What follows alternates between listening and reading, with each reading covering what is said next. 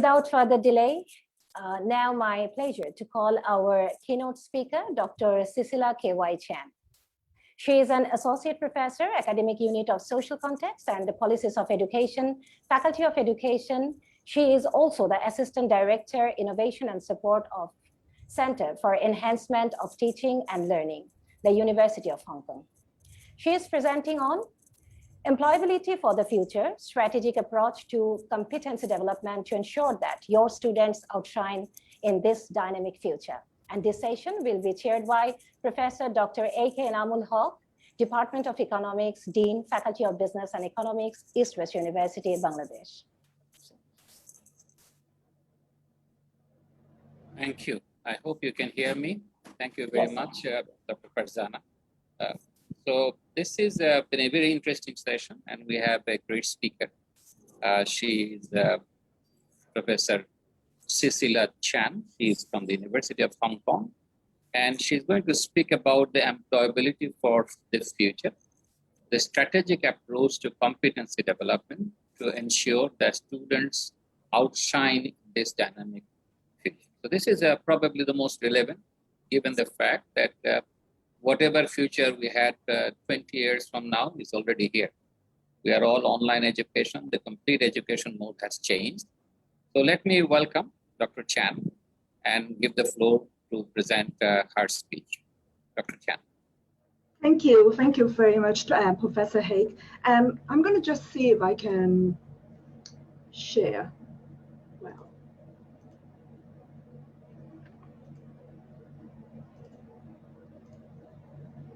Can you see this okay? Yes, perfect. Thank you. Thank you very much. Now, I might look up or might look down because I actually have two screens in front of me and one is above the other. So if you see me, my eye rolling up and down, you probably noticed I'm looking at different screens at the same time. First of all, thank you so much for inviting me to your conference. I actually learned a lot, and it's been eye-opening to see what you guys have been doing. And I think it's very true, like, some of the teachers, Professor Sanjoy mentioned about how, teacher need to, be equal, have students as partners. I think those things are important. But let me first of all, thank you all for inviting me, and I want to address to Professor Hassan, Vice Chancellor, East West University, Bangladesh, Professor Mahmood, the Pro-Vice Chancellor, East West University, Bangladesh. Thank you so much for inviting me, and many of you distinguished speakers and teachers as well. So you have already invited me. So my role is the head of professional development at the University of Hong Kong. Now I look after support and policy and strategic implementation, especially in teaching and learning. It's particularly in teaching innovation and enhancement and support as well. As you know, with COVID, we have changed a lot. And I know there was some question addressing, how are we going to do this online? Things have changed. Yes, things have changed a lot. I've heard your Minister of Education. First of all, I congratulate you having a lady in that role. It was amazed. I thought that was fantastic. And second of the thing that she was talking about really aligned with what everybody is doing globally. We have had many conferences, many discussions about what's happening between the catalyst of the pandemic and obviously the Industrial Revolution 4.0 as well. Now, my own research area is actually on employability. So between my position at the university and my research, I've been able to develop and deliver some strategic approach together with many international partners all around the world to ensure that our students are ready. I think the word is ready for this new normal, in order for them to outshine in this particular dynamic future. It was interesting to hear from the professor before that how many students and graduates get jobs, how they're ready for the future as well. I thought that was very interesting. So hopefully something from my experience will be useful for you as well. Industrial 4.0. I think this is something that is not a stranger for you anymore. This term is it's been there. We have AI. However, are you evolving at the equivalent rate in education 4.0? I mean, that's probably the question we are asking now, because education 4.0 is happening too. With COVID, with this industrial IR 4.0, our lives, our value creation, our behavior, our attitude, and our perception and the way of thinking have changed a lot. How we buy things, how we dress, how we work, how we study, they're all changing. Okay, and so many researchers have predicted that in the next 5 or 10 years, 65% of the job currently exists now will be obsolete in 2030. Okay, that means things that we are teaching our students may no longer be useful for them to get a job. Now, of course, as educators, okay, we're not all here about to help students to get the best job. Okay, but when we talk about student satisfaction, students' perception, I can guarantee you that the majority of our students really only want that piece of paper because they want a good career. So how do we ensure that we are providing them that? Now, apart from the fact that, you know, with Industrial Revolution 4.0, we also have industry. So we have industry such like Google, Alibaba, many private industry trying to enter into the education sector as well. And they're guaranteeing jobs. Basically, a 6-month certificate by Google would be equivalent to a college degree required. Okay, now, if that's the case, what is university? How is that going to be affecting us? Now, before COVID, we were slow to react to IR 4.0 because we were skeptical, I suppose, in a way. You know, artificial intelligence, what's that to do with us? Robotic, you know, in our house, nah, that won't work. But then COVID pandemic have actually catalyzed us into getting used to the whole IR 4.0. We now have no problem. My mom had no problem actually ordering online. Okay, she, you know, people get used to it, and this is what's happening in education 4.0 as well. So here's a question I'm going to ask you. Okay, what can we do to ensure university degrees remains valuable? Okay, feel free to chat to me. Feel free to send me. Okay.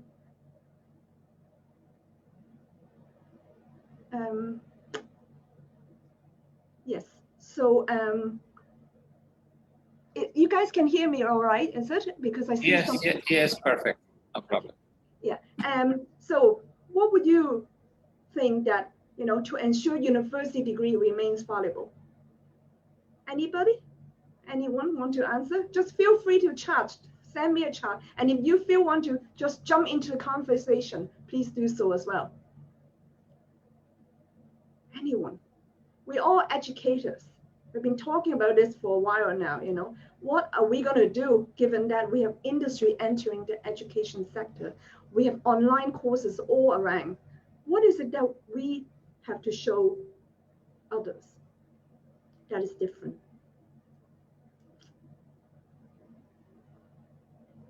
Industry academia relationship building, adapt to new situation, maybe modular education, yes. Absolutely. I think there's a lot of those, right? And of course, there's one big one is basically human interaction. Okay, skills students will develop, because that is something that we cannot oversee, isn't it? How student works with each other, how we work with students, the experience, the skills they received.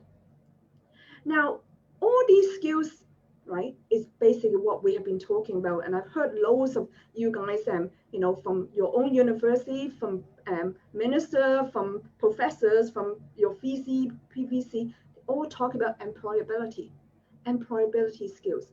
There's a lot of this list of terminologies, right? So we have like 21st century skills, soft skills, career skills, employability. And my own terminology that I use for my research is basically holistic competence.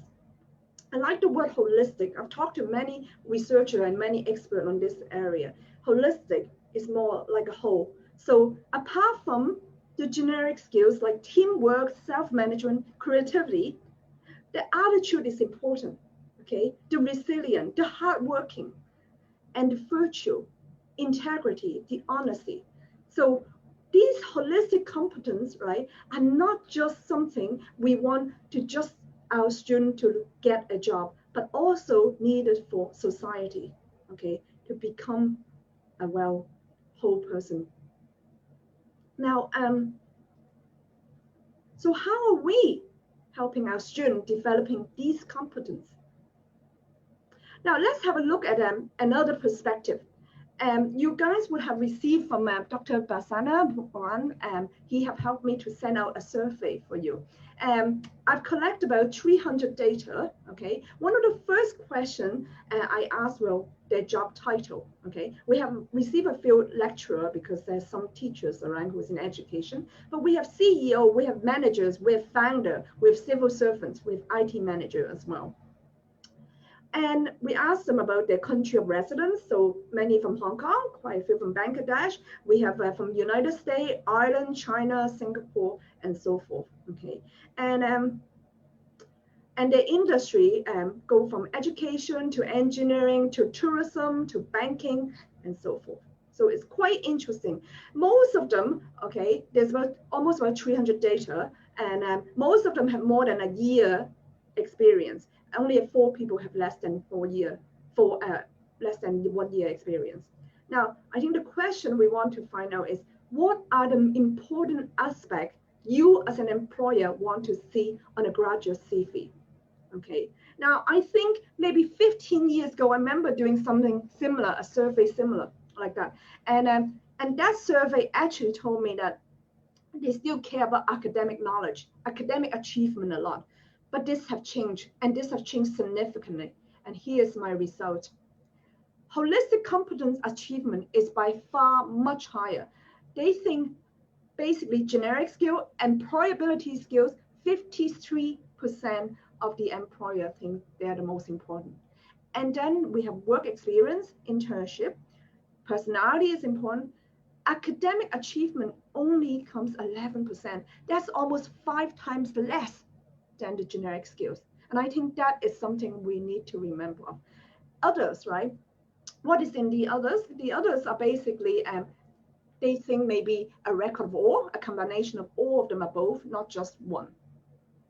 Now, what do you see as the best indicator of a graduate holistic competence achievement in a CV? Well, they talk having work experience is very important. And also getting extracurricular activity is where you can really develop that holistic competence. Okay? And again, I urge you to look at from the employer's perspective. Okay, this is what our students are looking for. Of course, they think about community service as well, and problem-solving skills, project involvement. Those are also very important. In your opinion, I ask, which method can most accurately evaluate a graduate's holistic competence?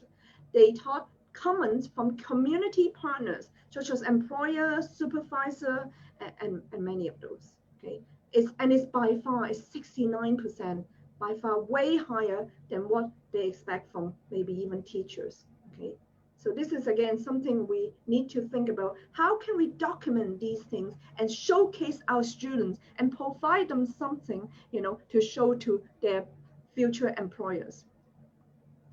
Some comment from the employers. We try to find somebody that enjoys what they do. That enthusiasm will show itself and give a level in ingenuity and willingness that can be forgotten or gotten any other way. Okay. Have to be able to express themselves. So communication is obviously important. People want personality and drive and desire to join a company and add value to a culture of a company. Yes, they want enthusiasm. They want them able to express themselves. So positive personality and character are rare, especially these days. Integrity, for one, is difficult to come by. And for me, that is paramount important. Graduates need to show creativity and are willing to take risks. And these are some of the CEO that I've actually talked to, okay? International company around the world. Now, from my own research finding, I've done quite a lot. And I don't know, did I mention, or in my biography, I mentioned, I'm actually an engineer by discipline. So I grew up in Ireland and I'm an engineer. And I basically did my PhD in engineering in digital signal processing. So I know there's quite a lot of field engineers here as well. So, so I've done a lot of research, especially in the engineering discipline. So for my years of research, right, I've gathered both quantitative and qualitative data from thousands of students, professors, employers, and what I've concluded is this: the type of engineers that our university have been producing, but unfortunately, my research was wrong. The reality is that we are producing engineers like him. This is Dilbert. Dilbert is a stereotypical, technically minded single male. Dilbert is a skilled engineer, but has a poor social and romantic life. And it's from Wikipedia, so it must be true. Now, the absolutely terrific thing is, it's true. We have not been able to produce engineers who are able to have all these different generic skills, right? But more, we have been able to produce fantastic engineer, but only one track mind, technical. Their technical skills are great, but they lack many, many generic skills. And because of that, a lot of our engineers are not going up in terms of the promotion. Okay, they stay down at the lower level. Sorry. Now, look at this. Now, look at the newspaper. This newspaper I received it from a while back. I collected a while back. 2009. Improve your communication skills. On the spot, we are hiring people who can think out of the box. Okay, I think I missed one. What employers want: soft skill that candidate must add in their CVs. And what else? We're looking for computer engineer would like to solve difficult problems. Ernst Young removed university degree. That's in 2017. They have removed university degree as a classification from an entry criteria. So they no longer think that having a degree equals to success. So Peter Salovey, who's the president of Yale University, who is also the guy who created the term EQ, emotional quotient, he said, IQ get you higher, but EQ get you promoted. Now, even that is no longer, is actually obsolete. Because we have intelligent quotient, we have emotional quotient, we have now social quotient. You know, how do students, what is your ability to build a network of friends and maintain that over a period of time? Don't forget that is a skill on its own. And then adversity quotient. What about resilience? What about the measure of your ability to go through a rough patch in life and that you don't lose your mind on it? All these are important. And if important in terms of employability, is important in terms of life itself. So despite voices from industry, despite the threat of, the benefit of IL 4.0, despite the calling from society, we at university are still only doing very little, showcasing, assessing, and provide evidence of these competencies, which is obvious are difficult. Now, and why are we not doing it? Is it because we don't care or because we don't have time? Well, I think there's a lot of challenges. And the challenge that I've looked into, okay, and you will see from now to the end of the presentation, you will see a lot of these QR code, okay? If you scan these QR code or take a picture, you will go directly into my article, my journal paper, okay? So basically, this was a literature review, right, in 2017 about what are the challenges of developing and implementing generic competence in higher education. And we found three basically themes. So the first one is that the lack of institutional and curriculum support. And so what are they? Well, the lack of recognition of importance in university. Now, this is not just only about generic competence, because as someone who is the head of professional development in teaching and learning in the university, I am I've noticed a lot, right? I recognize a lot the importance of teaching and learning. And in order to push that towards like, the recognition, so teacher are going to do something about it, you have to provide some kind of recognition. Senior management have to show staff that that is important, and that culture need to change. And of course, if we want employability, if we want generic competence, right, into the curriculum, we need that installed as well. So the lack of curriculum consideration and alignment, okay? And of course, the lack of professional development provided to our staff. Do our teacher really understand the different generic competence, how to develop them in the curriculum or outside classroom curriculum, and what kind of assessment and feedback will we provide the students? Don't forget, our teachers did not study generic competence. They study whatever discipline they are in, engineering, economics, science, and so forth, which they call themselves experts. But can they also call themselves an expert in generic competence? This is a question. Now, then the second theme is the operational challenge, okay? The concept of it and the teaching pedagogy and assessment. So we have the lack of clarity about the concept, the definition. As I already mentioned, there's a lot of terminology on 21st century skills, but what is involved, okay? And in terms of the teaching pedagogy, it's probably ineffective. So if we want to teach them certain academic knowledge, how do we also teach them generic competence? And of course, the difficulty in assessing and measuring generic competence. And the last thing is teacher and students' attitude and perception of the development. So teachers' perception, what are they? Students' perception, what are they? Okay. Now, look at this, okay?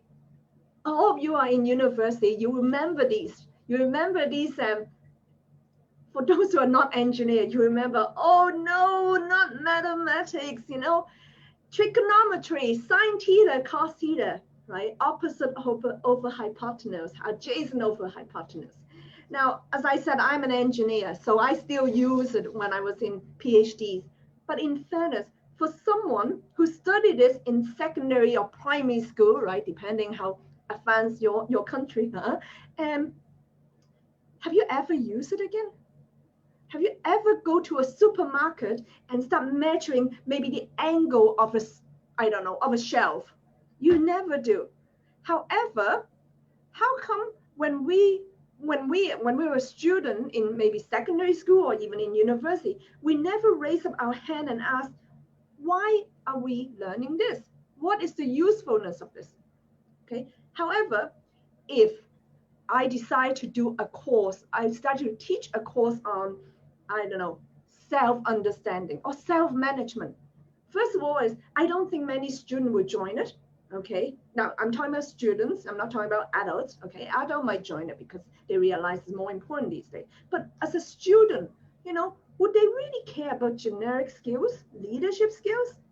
Okay. So at least they're not going because they know that it is not assessed. You're not going to give marks for that. You're going to give marks for the engineering, for the maths, for the science, for the economics, right? But you don't give marks for teamwork in a way. Okay, so that is something. So I've developed an approach, right? So some of you would have heard, because you've done outcome-based, you guys mentioned about outcome-based learning, which I'm very familiar with, right? But we have, in outcome-based learning, we have approach to learn. We have academic knowledge, the learning part.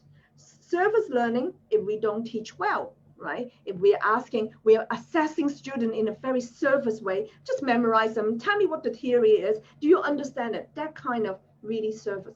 But if you want them to be deep learner, you ask them to analyze something, evaluate something, being criticized something, okay? Then they get very much more deeper. And this is what the kind of student we're looking for. Now, however, if we think about the skills, the competence, first of all, they can't learn it. You cannot learn to be a leader, okay? You can ask some of your vice chancellor and pro-vice chancellor there, okay? You cannot read a book on leadership skills and thinking that, done deal, I've learned it, right? So I must be a leader. It doesn't work like that. You have to develop it, right? By using experience. So experiential learning is the perfect thing to get it from. So work experience, internship, community service learning, all those be absolutely fantastic for learning, for developing holistic competence. So learn versus develop. And of course, you can have avoid and engage. If it's not part of the course, a lot of our students will probably avoid it. Okay, they don't want to do it because they don't think it's useful to get that piece of paper, you know, that transcript to get a good grade. But for those, I think you mentioned, some of you mentioned the economics that the last presenter mentioned about club activities, right? For those who've joined the club, they learn a lot, they engage them, and they learn they develop different skills. Okay, so so I have a framework, right? And this framework, I don't want to go too deep, right? If you're really interested in it, I have the paper on this. So basically, this kind of adapt the 3P model, right, for student approach to learning. But basically, if we want to develop a curriculum which have competence development outcome, so skills as an outcome, we need to understand the motive of it. Is it meaning driven? Is it career driven for the student? Is it enjoyment? Sometimes it's all about how they enjoy the activity or the curriculum. If they enjoy doing, say, the internship or the community service or be part of a team, then they will actually learn and develop the competence. So these are some of the motives, right? Again, this has been, we have tested and so forth. So a learner can be an engager or an avoider. So this is basically in the psychology, in the education psychology, I have a paper on that particular framework called the HCDF, Holistic Competence Development Framework. Okay. Now, I've also done a lot on this, right? I don't want to bore you with the details, right? But basically, you talk about student satisfaction. You want to know about student development and student perception of it. You are totally right. As we go into the outcome base, right? And in Hong Kong University, we have adopted outcome base for the last 13 years. Now, I actually grew up in Ireland. Even in Ireland, we have done it many, many years before outcome base. So I'm very, very familiar how to actually implement outcome base. We need to understand our students' point of view. And what we did was, right, we asked students a few years back, you know, and we got thousands of students data, basically asking them, do you think holistic competence is important? Do you think you want to develop it? And they are now telling us that, yes, they think it's extremely important, and yet they are not that good at it yet. So the important is here, their skills is only here. So they are saying, yes, we want to learn it. So you can find out the instrument that we use from here, from that in this particular paper as well. And on top of that, we asked them, hey, do you want a grade for that? Do you want to be assessed? Do you want some kind of evidence to show that you have done, you know, you have developed your generic competence in your 3 or 4 years of degree? They're now saying, yes, I do. I want to showcase my holistic competence, right, after my university. Again, we got thousands of data on this. But do they want a grade? Now, this is the problem. They don't want a separate exam, okay? So how do we do it? Okay, so we need to basically build kind of our curriculum easier in terms of the way that skills can be developed. Okay, they want evidence, they want to be somehow assessed, but they don't want a percentage. They don't think it's fair because everybody comes in with a different baseline. Okay, someone who might not be very good in their academic could have already have loads of experience in terms of generic competence. Okay, so again, this is about that.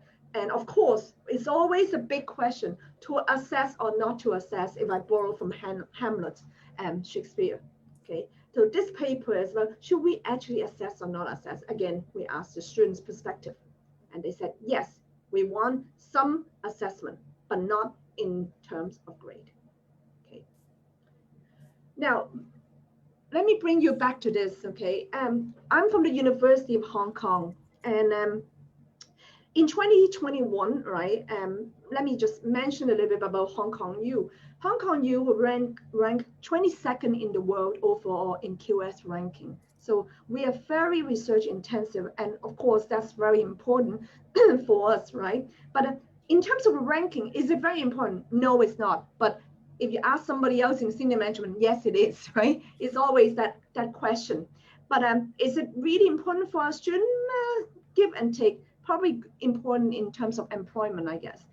We're number 22nd in the world by QS ranking. We're number 39 in the world in Times Higher Education.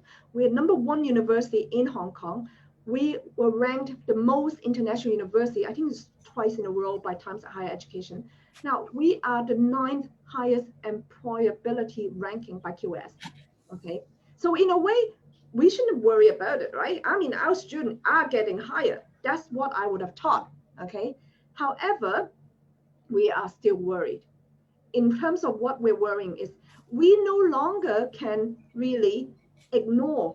We no longer can ignore the importance of competence. Our senior management is actually putting in place teaching and learning policy for competence.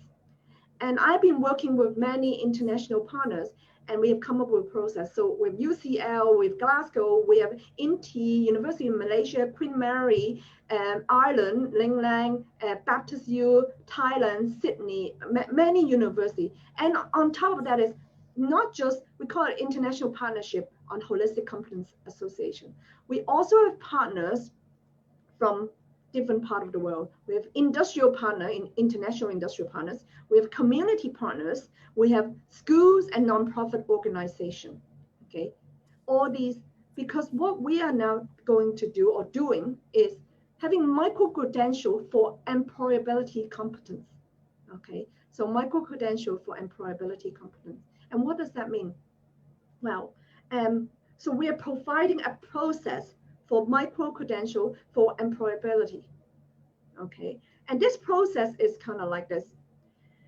Well, first of all, it's how to provide an international recognized official competence credential for your course, okay? And I'm not talking about the degree as a whole. It could be one course within a bachelor degree, okay? So first of all, is the course coordinator will complete an online form, okay? And then it will send to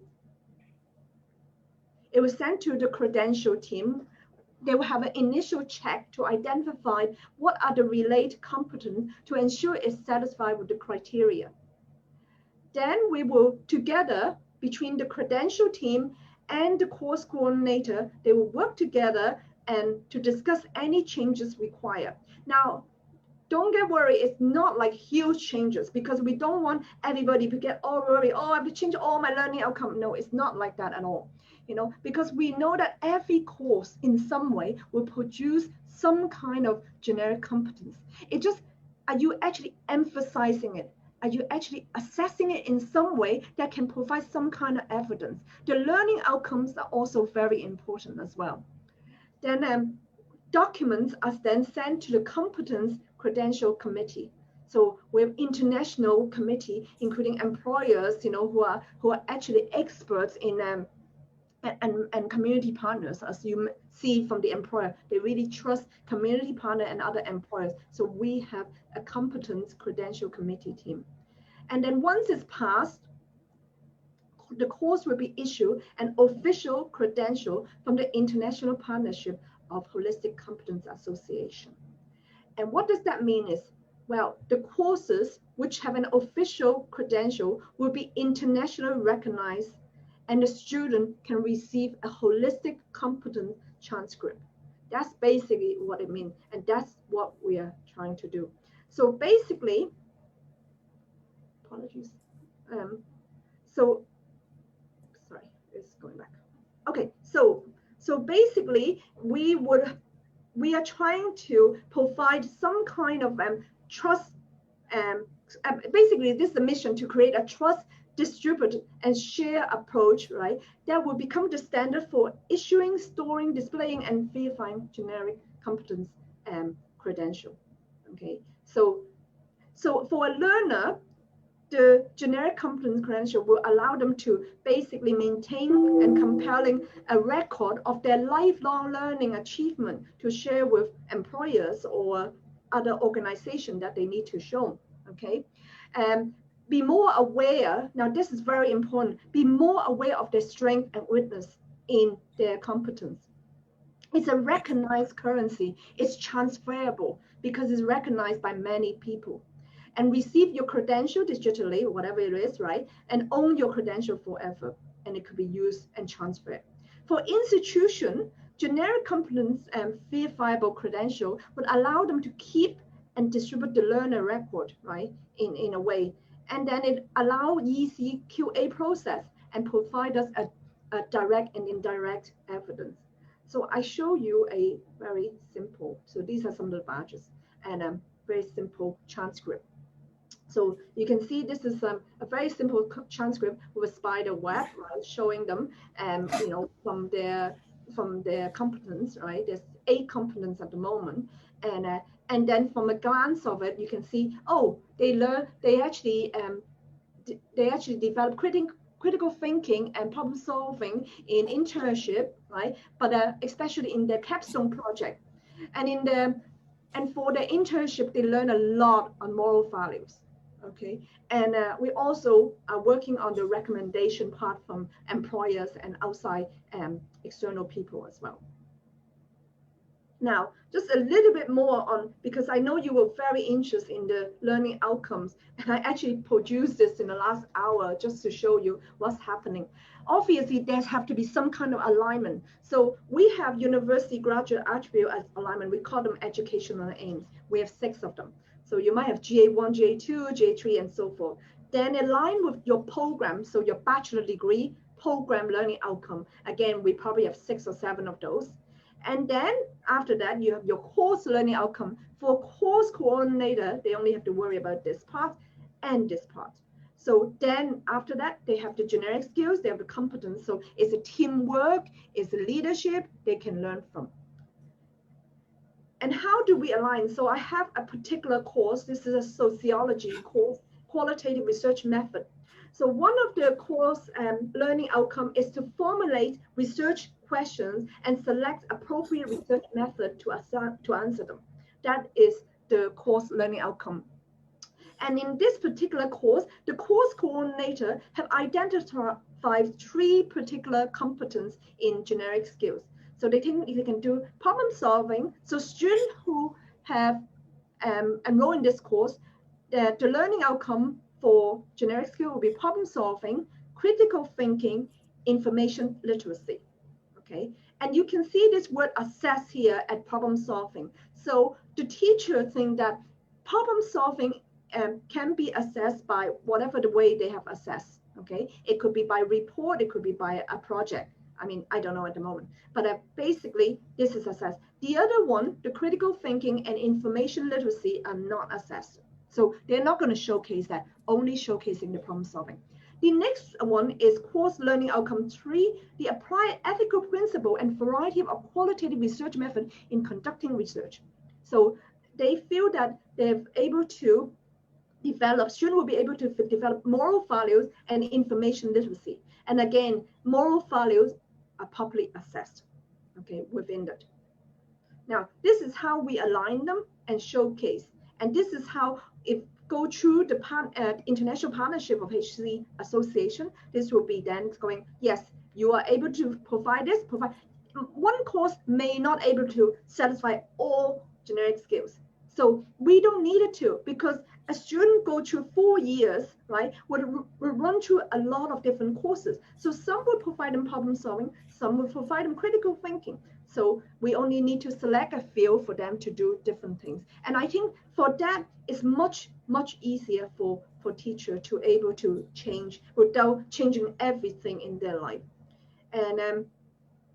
And then this is an internship experience. So one of the students actually put this in, because then they could actually ask their employer, their work supervisor, to complete a performance review form for them. And this review form is actually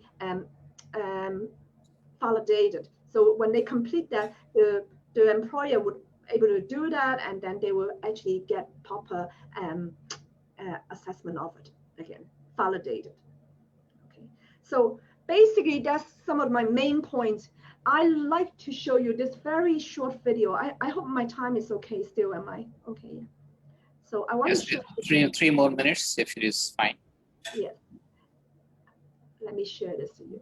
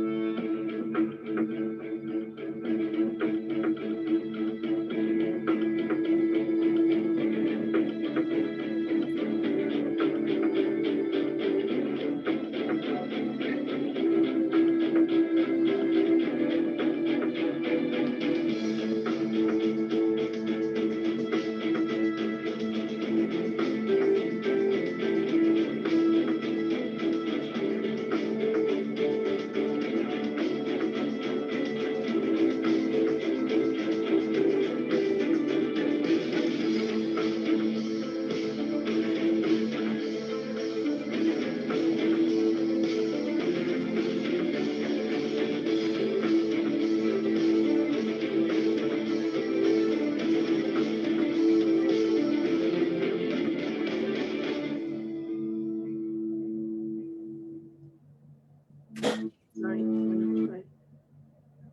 So basically, we need a cultural shift, right? If we're not there yet, we need to be. Our universities are changing. Many universities around the world are changing. So for education institutions around the world to truly achieve their mission as an educational institution, okay, they need to embrace not just the academic knowledge, but also the generic skill culture. You can see this light bulb. You remember these light bulbs. We're still using them, but changing the culture of using these LED or energy saving light bulb, it takes a long time, but we need to start it.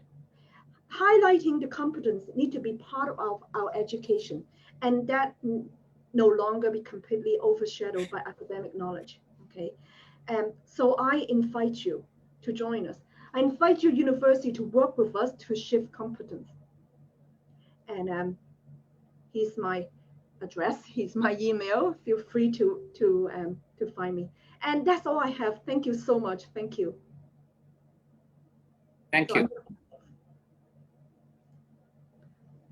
Thank you. Excellent presentation, Dr. Chan. So this is very good. Brought a lot of issues in our hands. So I think we should have some questions. Let's see if let me check. So if I look into the issues that I can see, Dr. Rajiv mentioned, by keeping our education updated with the changes, mindset is important for both students and teachers. That's another questions. Let me also bring in before a few things that I learned. This is a very good one. In fact, I was with academics in 2002 with a group of academics, and their first question was, where do we teach morality in the universities? That was their first question. There is another group of academics I was with them in 2010 probably, and their question was that education should not be based on results or grades, they should be based on performance. And they said, if you are doing a PhD, if nobody publishes your thesis, you should not have a PhD. And there is a lot of changes happening. So I think with that, let me thank again from our point of view. I think we learned a lot from this presentation. The questions that we have from the audience, if there is none yet. So let me ask one of the questions that I have.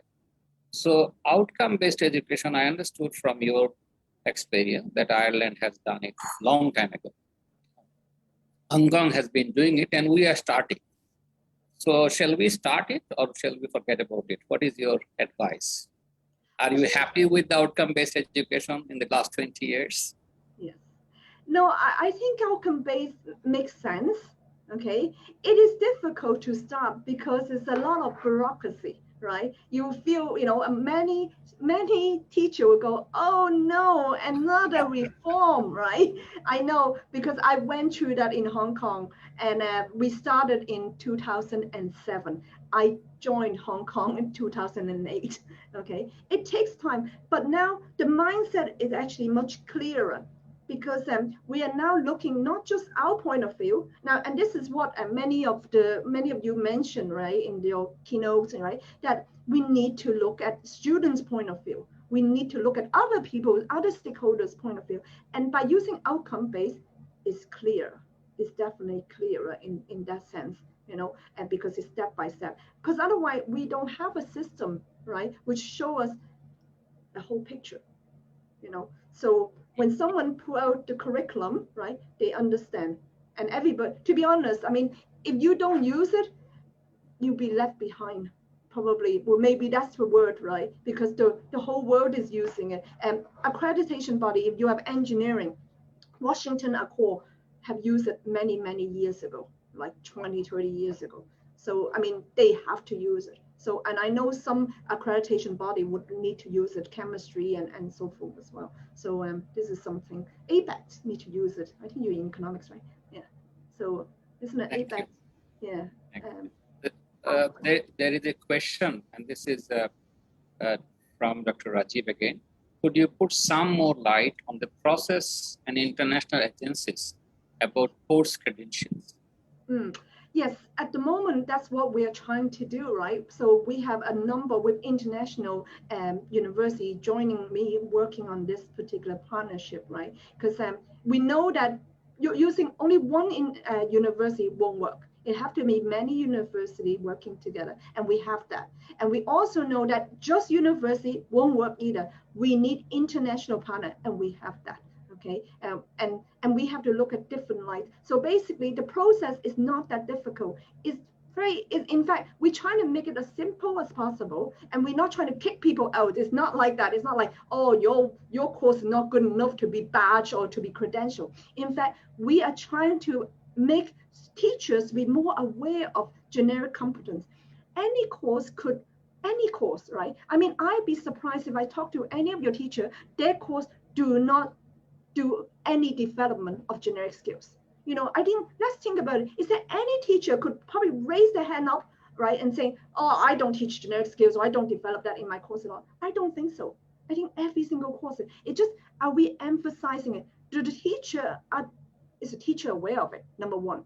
Maybe the teacher is not even aware of that. They need to be more aware, because when they are more aware, students are more aware. Right? So we have these instruments for them to use to be aware. And once they are more aware, they start knowing what they need to do next. I think that's one of the things. So for that teacher, right? And the process is not difficult, it's easy. And it doesn't have to be the whole university doing it. It doesn't have to be a whole program. It can be just that course. And then we basically, yes, this is how you do it. And then we recommend how it can be done. And it is not a pain. It is a painless situation. I'm hoping to say that painless situation. That's the plan. Thank you. No, I think your example of the course and you're really relating it to the holistic competence was good example that you have mentioned. I have another question from Dr. Safayet, and his question is, in your opinion, which method can most accurately evaluate a graduate's holistic competency development and outcome-based education? Now, every competence, at the moment, I have 6 eight categories of competence. Okay, from critical thinking, problem solving, to moral, to resilience. Okay, some of them are difficult to assess. Okay, to a point of should we assess them? Okay, but there are ones which is easy to assess. Basically, we recommend some kind of instrument, right, that is validated, okay, for people. Some of them can be used by case. Okay, some of them, now I know a lot of people are used to using reflection. I mean, I love reflection, but I think the fact that do us teacher know how to assess reflection is one other question, right? So don't just use reflection without understanding the process. What are we asking students to reflect? Oh, if they reflect something, they must be good at their critical thinking. It doesn't work like that. So different competence have different way of assessing, okay? And we have example and rubrics for every single one of them.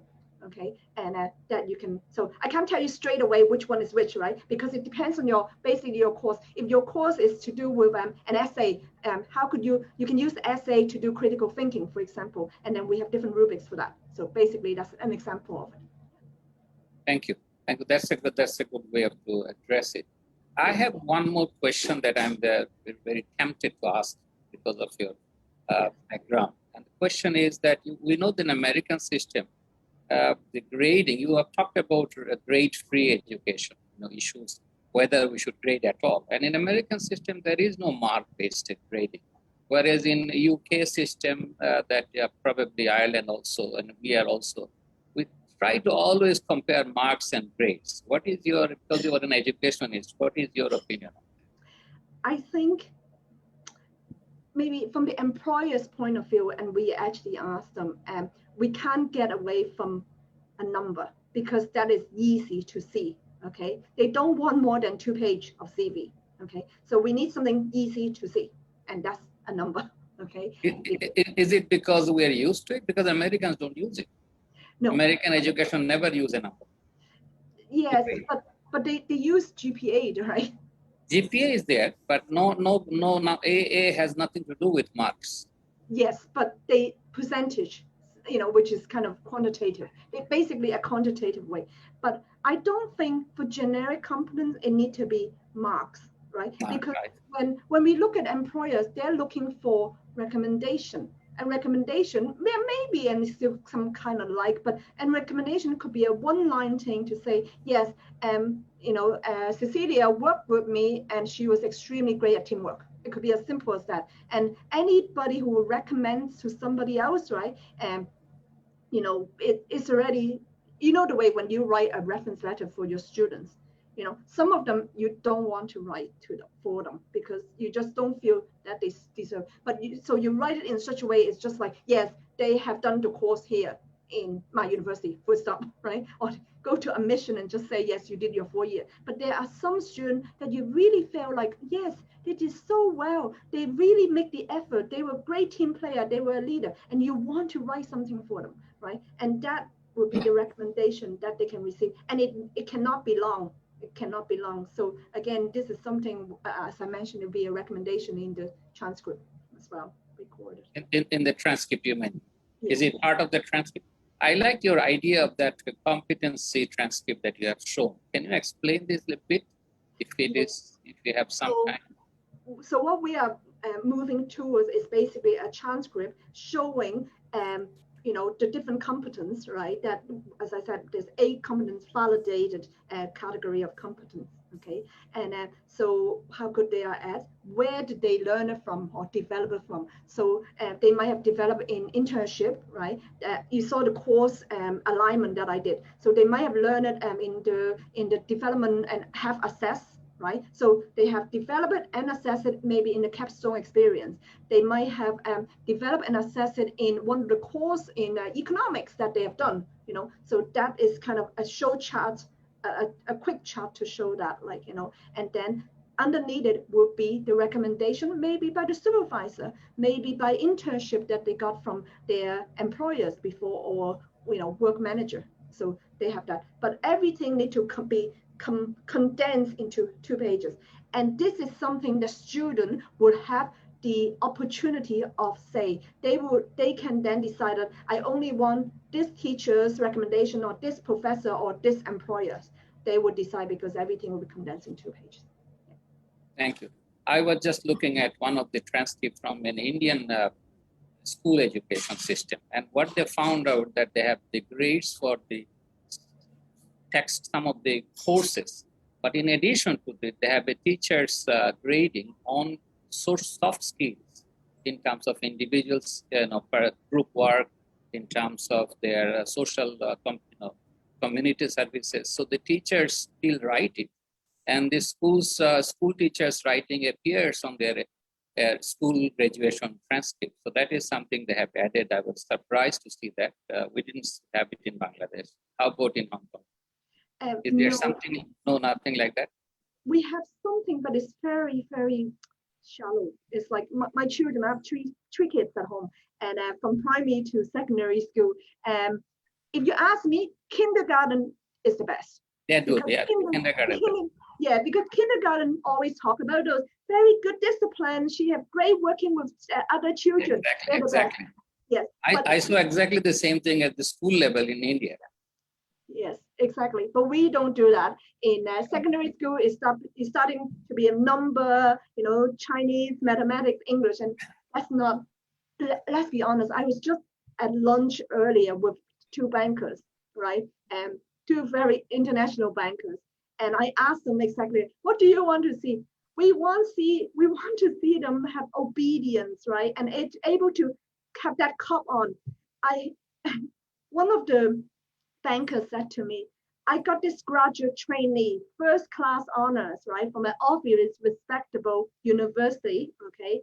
He came into us after the first day because he was so excited. He's a happy guy. He was so excited about his position, and then all the Bloomberg screen, the tree screen. He was up, jumping up and down on his new chair because the chair is about 4,000, about I don't know, what is it, about $500 each. And he was going up and down on the chair because he was so excited. Now, this is a graduate trainee, first class honors, okay? And she was going, as a boss, like she was, stop doing that with my chair, stop breaking my chair, okay? And she would tell him that kind of stuff. I mean, these are the kind of the skills that we need to, like common sense skills that we want our students to be able to have before they go into the real world. And then of course the other thing, I mean, other funny story they've been telling me, like, as well, and it's all come back to, oh my God, I mean, we are producing students that are not yet ready for the real world. Thank you. Yeah. I have 2 more questions. I think this is the last question. So this is one from Dr. Fazal. I think I don't get the full name here. So question is, the post-World War II era of political independence influenced the form of education in the nation in Southeast Asia. The development of higher education are adversely affected by political considerations. Do you think education is still a politics? And that is one question. I read the second question also. You can also see in the chat box. In your opinion, how faculty members can evaluate students' holistic competency in online teaching learning for outcome-based education in this pandemic? So there are 2 questions for you. Okay, first question, yes, it's always going to be political in some way. If I say no, it's not, I'm just probably lying, okay? And that is just the way it is. Political in terms of, there's a number of different political. There's political in the government side, there's political in terms of industry, putting pressure, external scrutiny, right? There's, that is political, right? And so how we do it? Well, I think we could always do it in such a way that it enhances our students' learning. We need to understand what is the best for them, right? And sometimes basically, it must be done. We cannot do about it. So I think it is a difficult question, right? Because me in Hong Kong, especially, as you guys know, right? We are moving more in the Chinese way. I can see both sides of the world, right? Probably because I grew up in Ireland, okay? And I don't have that, but I'm born in Hong Kong, Okay, I can see two ways. I can see why they want to do it that way. Okay, and if you are a small city first, right, going to be integrated into a big country of 1.2 billion, right, you're going to have to get ready. Okay, whether it's political or not political, you need to get ready. And I don't see how China helping some of the students to get ready is a bad thing. Okay, and in terms of, so that's one way of saying it, but then of course there are other things that people need to think about, what is good, what's bad as well for them. And that critical thinking is a big thing in here, isn't it? There's never going to be right, wrong, good, bad. There's always in between. So for us as a teacher, for our students, we need to be more critical thinker, to decide for ourselves. I think that's probably, yeah. We have about 2 minutes left, and this is the last question, which is online teaching. This question on how to measure competency, holistic competency in online. Yes, you can definitely do that. In fact, we are producing some online courses, right, on global competence. Actually, we're doing it for secondary school at the moment, but it's going to be international because we're taking secondary schools to work on global competency at home. So basically, they go online, look at this video, do some MCQ, do some reflection, do some work on it. But then they also do a project. And we are working with like Singapore, England, Ireland, right? Students, secondary school student over there, they're going to build a project together. So there might be a group of 5. So 2 from Hong Kong, 1 from Singapore, 1 from Ireland, so forth, right? And 1 from Thailand. And they're going to work on a problem. So the problem could be how to help secondary school students to blah, blah, blah, blah, blah. And they have to identify what the issue would be, and then they're going to work together and they have to decide the time. Of course, we will provide a lot of extra training for them. For example, if they feel that project is so good, they might become a startup, right? So this is an entrepreneurship and opportunity as well. We also got employers to get involved, right? To help them, to see if their product or their process is viable as well. So this, and this is all going to be done online. And on top of that, we have a lot of instruments, as I mentioned, that it can be used online to evaluate student learning. Some of them is difficult. One of them I find the most difficult is moral values, okay, and resilience. Moral values and resilience are almost impossible. How do you, first of all, the definition of moral value is difficult itself, right? It's wide. There's integrity, honesty, respect, kindness, consideration, and go on forever. But on top of that, it's like, how would I say that I'm a good person? I'm moral. But then culture-wise comes in, religion-wise come into place, and I could be extremely good to my family, but I am a thief, so it depends on the perspective of different people. So there are stuff that is hard to do. So we don't try to assess everything either, as long as they are aware and able to develop something on moral. Thank you. Thank you very much. Thank you, Dr. Chen. I just should have mentioned it. Dr. Chen is the president of the Asian Society of Engineering Education. So you can feel that she was an engineer and education is the same thing. Thank you. Thank you very much. Thank you. Thank you, Professor Haig. Thank you. Dr. Farhana, sorry. Well, it was undoubtedly a time-demanding topic. Thanks to Professor Chen for not only an in-depth presentation, but also a very fantastic presentation. Thank you so much. And I would like to thank Dr. Eke Namul Haq for an interactive follow-up session with lots of questions. Thanks to everyone.